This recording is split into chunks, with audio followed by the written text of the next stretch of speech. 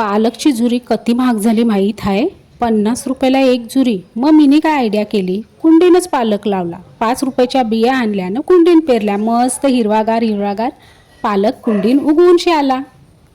मला आता पुरता एवढा पालक बस झाला. जेवण बनवायच्या आधी केसा बांधूनशी घेतली, काय बरोबर ना? आज मी बनवणार आहे मूगडाळ पालक. त्यासाठी मूगडाळ पहिले उकरायला ठेवली. मूगडाळ उकरते तोपर्यंत पालक धुवूनशी घेतला.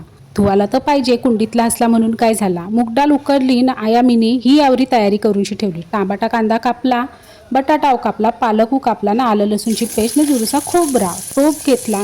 त्यान दिली तेलावर फोडणी. कांदा टमाटा आला लसूण, त्याच्यानंतर त्यान टाकली जरीशी हळद ना, आमचा आगरी मसाला नवीनच केलाय तर कलर पा कसा लाल लाल लाल लाल आलाय. फोडणी झाली का मग टाकली त्यान बटाटी न, चिरलेला पालक. सगळा मस्तपैकी मिक्स मिक्स मिक्स मिक्स करून घ्यायचा.